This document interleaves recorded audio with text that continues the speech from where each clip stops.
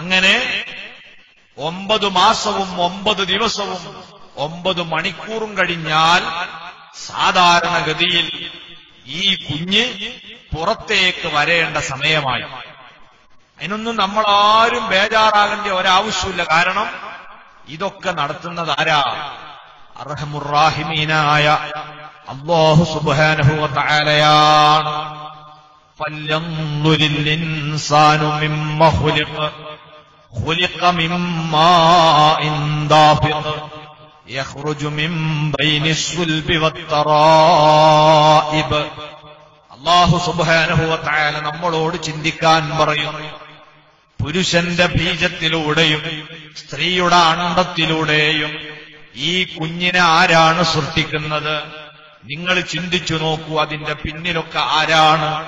സർവശക്തനായ അല്ലാഹുവിന്റെ ഖുദ്റത്തും അവന്റെ സാന്നിധ്യവും ഒരു മനുഷ്യന് ബോധ്യപ്പെടുന്ന സന്ദർഭമാണ് നമ്മുടെ മക്കളുടെ ജന്മം എന്ന് പറയുന്നത്. അതിനേക്കാൾ വലിയ അല്ലാഹനെ കണ്ടെത്താനുള്ള വേറെ ഒരു ദൃഷ്ടാന്തം നമുക്ക് ആവശ്യമില്ല. അതുകൊണ്ടാണ് അല്ലാഹു പറഞ്ഞത്, നഹ്നു ഖലഖ്നാകും ഫലൗലാ തുസദ്ദിഖൂൻ. മനുഷ്യരെ, നാമാണ് നിങ്ങളെ സൃഷ്ടിച്ചത്, എന്തുകൊണ്ട് നിങ്ങൾ എന്നെ വിശ്വസിക്കുന്നില്ല? അഫറഅയ്തും മാ തുംനൂൻ അൻതും തഖ്ലുഖൂനഹു അം നഹ്നുൽ ഖാലിഖൂൻ. നിങ്ങൾ വിസർജിച്ച ശുക്ലം നിങ്ങൾ നിരീക്ഷിച്ചിട്ടുണ്ടോ? അതിൽ നിന്ന് നിങ്ങളെ പണി കഴിപ്പിക്കുന്നത് നിങ്ങൾ തന്നെയാണോ? അതല്ല നിങ്ങളുടെ സ്രഷ്ടാവ് നാമാണോ? അല്ലാഹു മനുഷ്യൻ അവന്റെ സൃഷ്ടിപ്പിലൂടെ തന്നെ സ്രഷ്ടാവിനെ കണ്ടെത്താൻ വേണ്ടി പറയുന്ന ഏറ്റവും വലിയ ദൃഷ്ടാന്തമാണ് ഒരു മനുഷ്യന്റെ ജന്മം എന്ന് പറയുന്നത്. നമ്മൾ ബേജാറാകണ്ട, അല്ലാഹ് നിയന്ത്രിക്കുന്ന ഒരു സംഗതിയാണ്. നമുക്കെന്താ വേണ്ടത്? അല്ലാഹുവിലേക്കുള്ള ഒരു തവക്കുലാണ് വേണ്ടത്. ആ തവക്കുലില്ലാതെ ഗർഭിണിയുടെ മനസ്സ് പടഞ്ഞാൽ, വെപ്രാളപ്പെട്ടാൽ അത് എന്തിനെ ബാധിക്കും? സുഖപ്രസവത്തെ ബാധിക്കും. ടെൻഷൻ ഒഴിവാക്കി പ്രസവത്തിന്റെ സമയം വരുമ്പം, വേദന വരുമ്പം അഷ്റഫുൽ ഖൽഖ് സ്വല്ലല്ലാഹു അലൈഹി വസല്ലം തങ്ങൾ പഠിപ്പിച്ചതെന്താ? അല്ലാഹുവിലേക്ക് മനസ്സ് സമർപ്പിച്ച് മനസ്സിന്റെ സന്തുലിതാവസ്ഥ കാത്തു സൂക്ഷിക്കണം. അതിനുവേണ്ടി ഖുർആനിലെ ഏറ്റവും മഹത്വമേറിയ ആയത്തായ ആയത്തുൽ കുർസി ഓതൽ വർദ്ധിപ്പിക്കണം. വേദന വന്നാൽ ഉമ്മമാര് ചെയ്യേണ്ടത് അതാണ്. അല്ലാഹു ലാ ഇലാഹ ഇല്ലാ ഹുവൽ ഹയ്യുൽ ഖയ്യൂം. അല്ലാഹു, അവനല്ലാതെ വേറെ ആരാധ്യനില്ല. അവൻ ആരാണ്? അൽ ഹയ്യു, എന്നെന്നും ജീവിച്ചിരിക്കുന്നവനും, അൽ ഖയ്യൂം, എല്ലാ വിഷയങ്ങളെയും കൈകാര്യം ചെയ്യുന്നവനും ആ അല്ലാഹുവാണ് എന്നിങ്ങനെ പറഞ്ഞിട്ട് പറയുന്നുണ്ടല്ലോ, ലാ തഖുദുഹു സിനത്തും വലാ നൗം. ആ അല്ലാഹുവിന് ഒരു ചെറിയ തൂങ്ങി ഉറക്കം പോലും ബാധിക്കുന്നില്ല എന്ന് പറയുമ്പം തോന്നും അത് നന്നായി കിടന്നുറങ്ങിയത് കൊണ്ടാണ്. കിടന്നുറങ്ങുന്നോല് പിന്നെ തൂങ്ങിയുറങ്ങൂലല്ലോ. പക്ഷേ വലാ നൗം, ഉടനെ അല്ലാഹു പറയുന്നു, തൂങ്ങിയുറക്കം പോയിട്ട് ഉറക്കം എന്ന വിഷയം തന്നെ ഇല്ല. അവസാനം പറയുന്നുണ്ട്, ലാ യഊദുഹു ഹിഫ്ളുഹുമാ, ആകാശഭൂമികളും അതിലുള്ള സർവചരാചരങ്ങളെയും സംരക്ഷിക്കുക, ശ്രദ്ധിക്കുക എന്നത് അല്ലാഹുവിനൊരു പ്രയാസമുള്ള വിഷയമേ അല്ല. അത്ര കരുത്തനായ, ശക്തനായ, എല്ലാം കാണുന്ന, എല്ലാം നിയന്ത്രിക്കുന്ന, എല്ലാം കൈകാര്യം ചെയ്യുന്ന അർഹമുർറാഹിമീനായ റബ്ബ് പറയുന്നു, സുമ്മസ്സബീല യസ്സറ. ഈ ചെറിയ ബീജഗണത്തിൽ നിന്ന് നിങ്ങളെ സൃഷ്ടിച്ച് വളർത്തി വളർച്ച പൂർത്തീകരിച്ച് പുറത്തേക്ക് കടക്കാറാകുമ്പോൾ സുമ്മസ്സബീല യസ്സറ, പുറത്തിറങ്ങാനുള്ള വഴി അല്ലാഹ് എളുപ്പമാക്കി കൊടുക്കും. അതിന് നമ്മൾ എന്ത് ചെയ്താൽ മതി? ആ അല്ലാഹുവിന്റെ മേൽ മനസ്സ് തവക്കുലാക്കിയിട്ട് വിട്ടുകൊടുക്കും.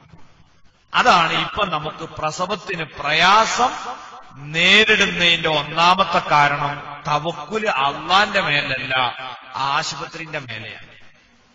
അതിന് എങ്ങനെയാണ്?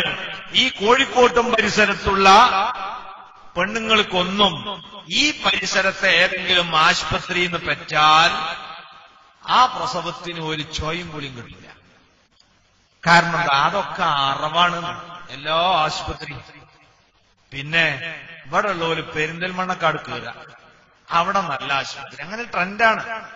എന്നാ അവിടെ പോയി അന്വേഷിച്ച് നോക്കിയാലോ, പെരിന്തൽമണ്ണക്കാർ ഇതൊക്കെ മനുഷ്യനെ കഴുത്തറക്കണ ആശുപത്രി അവിടെ ഉള്ളത്. ഞങ്ങളൊക്കെ തൃശ്ശൂർക്കാട് പോലാണ്.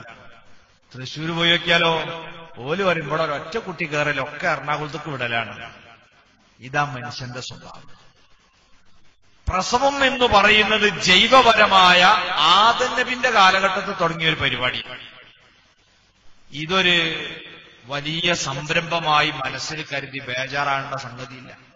നാട്ടിലുള്ള ഡോക്ടർമാരൊന്നും പോരാന്ന് പറഞ്ഞിട്ട് നമ്മൾ തിരുവനന്തപുരത്തേക്ക് വണ്ടി കയറേണ്ട ആവശ്യമില്ല. എല്ലാവരും നടത്തുന്ന, എല്ലാ ജീവജാലങ്ങളും നടത്തുന്ന, ആന പെറുന്നുണ്ട്, പൂച്ച പെറുന്നുണ്ട്, എല്ലാവരും പെറുന്നുണ്ട്. ഓലാരും ഇങ്ങനെ ബേജാറാണ്, നമ്മൾ മാത്രം ബേജാറാണ്. അതാ നമുക്കുള്ള ഏക തകരാറും. പ്രസവത്തിന് എന്തെങ്കിലും പ്രയാസമുണ്ടോ? അതിന്റെ പ്രധാന കാരണം ഈ വെപ്രാളം. പടച്ചവനാണ് ഇതൊക്കെ നിയന്ത്രിക്കണമെന്ന തവക്കുലി ഇല്ലായ്മ. എന്നിട്ട് പൊങ്ങച്ചത്തിന്റെ പേരിൽ വലിയ വലിയ പേരുള്ള ആശുപത്രികളിൽ പോയി പ്രസവിച്ച് തിരിച്ചു വരണം. ഒരു 12 നിലന്റെ മേൽന്നൊക്കെ കേറി പറയണം പെണ്ണുങ്ങൾ. എന്നിട്ടോളിങ്ങനെ തായോട്ട് ഇങ്ങനെ ചെയ്യാൻ പറ്റില്ലേ? അപ്പോഴാണ് ആ പ്രസവം എന്താകുക? ഒരു ഉശിരുള്ള പ്രസവം. ഒരു പെണ്ണ് ചോദിക്കുകയാണത്രേ, നീ പെറ്റിട്ട് എത്ര റുപ്യയാളെ? അപ്പോൾ പറഞ്ഞ് 68,000 റുപ്യ. അപ്പൊ മറ്റളിച്ച ചീപ്പ് പേറ്, ഞാൻ 1,32,000 പെറ്റത്, പേറുമ്പോ അങ്ങനെ പറയണ്ടായിരുന്നു. ഇങ്ങനെ വലിയ സംഖ്യക്ക് പ്രസവിക്കുക, വലിയ ആശുപത്രിയിൽ നിന്ന് പ്രസവിക്കുക, അവിടൊക്കെ പോയാല് പ്രസവം ശരിയാവൂ എന്ന് ചിന്തിക്കുക.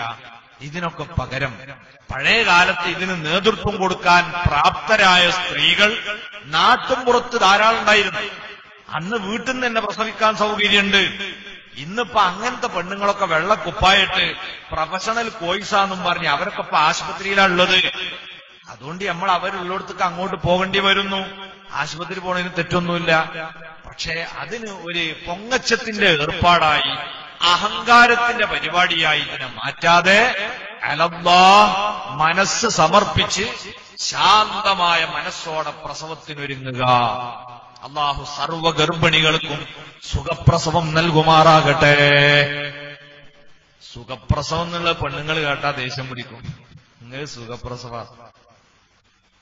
ഏത് പ്രസവത്തിന് അതിൻ്റെതായ ബുദ്ധിമുട്ടുണ്ടാവുകയും, അതുകൊണ്ട് അതൊരു പ്രയോഗം മാത്രമാണ്. ഒരു പ്രസവവും വലിയ സുഖമൊന്നും ഉണ്ടാവില്ല.